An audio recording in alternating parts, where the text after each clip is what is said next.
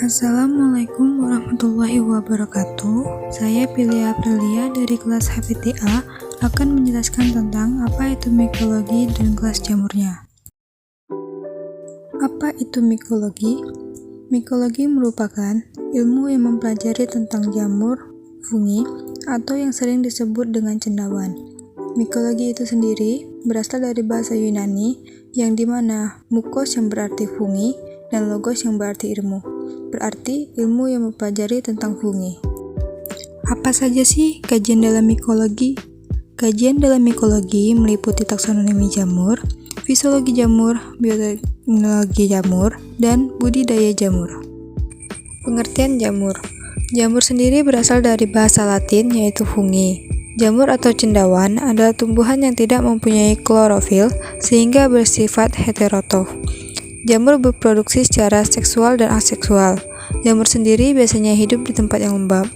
Jamur juga memiliki peranan sebagai pengurai atau dekomposer yang merupakan kelompok mikroorganisme yang dapat menguraikan senyawa organik dari organisme yang telah mati menjadi senyawa anorganik. Klasifikasi jamur dibedakan menjadi dua, ada yang bersekat dan tidak bersekat. Contoh kelompok jamur yang bersekat yaitu Ascomycota, Basidiomycota, Deuteromycota. Sedangkan kelompok jamur yang tidak bersekat ada Zygomycota.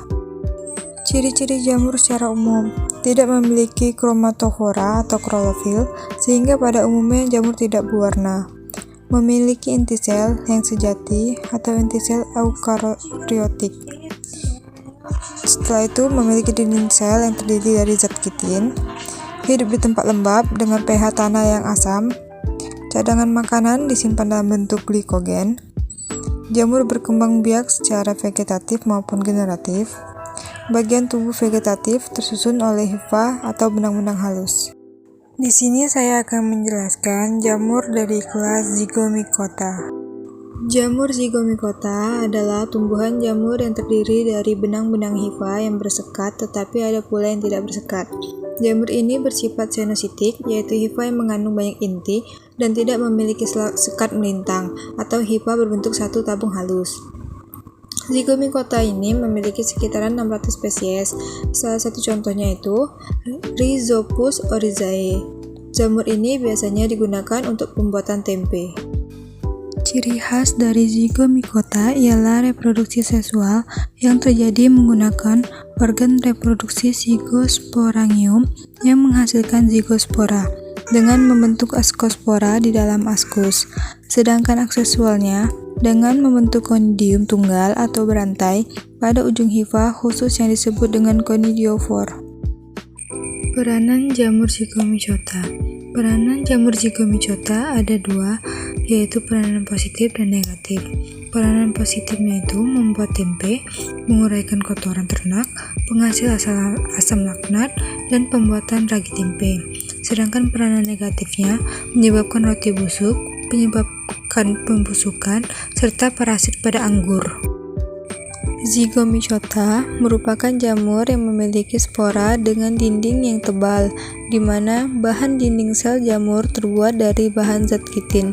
Bentuk struktur tubuh jamur terdiri atas sporangium dan 3 jenis hifa.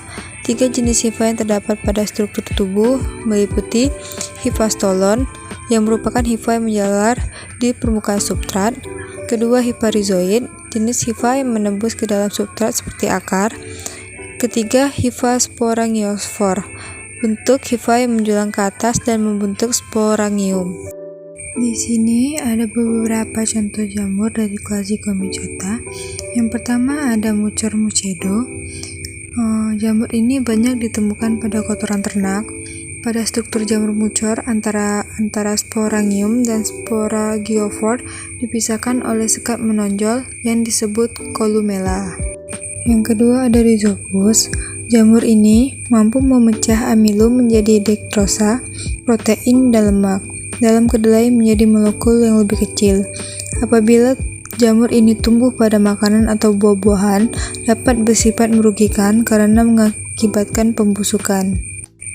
Setelah itu ada jamur Mucor hyemalis. Jamur ini berperan sebagai fermentasi susu kedelai. Sekian penjelasan singkat saya tentang penjelasan mikologi dan penjelasan kelas campurnya. Saya akhiri. Wassalamualaikum warahmatullahi wabarakatuh.